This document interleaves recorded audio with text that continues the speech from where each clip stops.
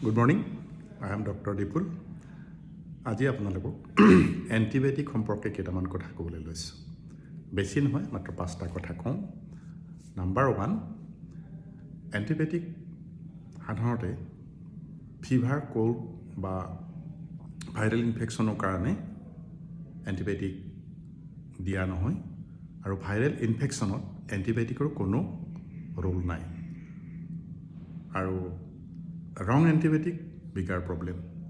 যদি আপুনি নিজে কিনি বা আগত থাকি যোৱা এণ্টিবায়'টিক সৰু সুৰা বেমাৰত নিজে খাই দিয়ে, সেইটো আপোনাৰ ডাঙৰ সমস্যাৰ সৃষ্টি কৰিব পাৰে। গতিকে নিজে কিনি ফাৰ্মাচীৰ পৰা এণ্টিবায়'টিক নাখাব। নাম্বাৰ 3, এণ্টিবায়'টিক ৰেজিষ্টেঞ্চ হ'ল আপুনি যদি যধে মধে এণ্টিবায়'টিক কিনি খায় বা ভাইৰেল ইনফেকশ্যনেই হওক বা যিকোনোতেই হওক এণ্টিবায়'টিক কিনি খায়, এটা সময়ত সেই এণ্টিবায়'টিকটোৱে আপোনাক ষ্টপ ৱৰ্কিং, কাম নকৰা হয়।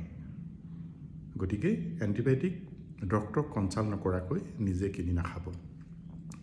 Side effects can be serious.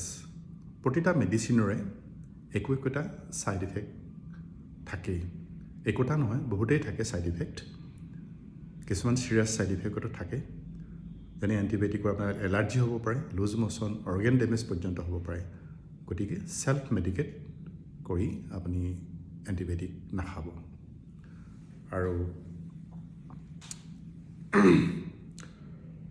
Number 5, মই আগতে ক'লোঁ, don't self medicate and take antibiotic.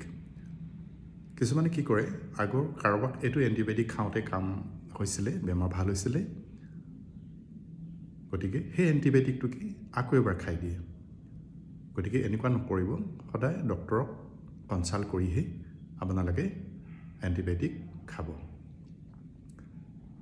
আৰু সৰ্বশেষত কওঁ, don't self medicate, don't take leftover medicine, don't Google for antibiotics. আপোনাৰ হেল্থটো মূল্যৱান, গতিকে আপুনি যধে মধে এণ্টিবায়'টিক খাই নিজৰ জীৱনটো ৰুগীয়া নকৰিব। আৰু ডক্টৰকো পৰাপক্ষত এণ্টিবায়'টিক দিবলৈ জোৰ নকৰিব, কাৰণ ডক্টৰে যদি আপোনাক এণ্টিবায়'টিক সঁচাকৈ জৰকাৰী হয়, তেতিয়া আপোনাক এণ্টিবায়'টিক দিবই। গতিকে আজিলৈকে ইমানখিনিয়ে ক'লোঁ, আৰু আগলৈ এনেকৈ আপোনাক ৰোগ সম্পৰ্কে দুই এটা কথা মই ক'ম। আৰু তাৰ কাৰণে মোৰ যিটো চেনেলছ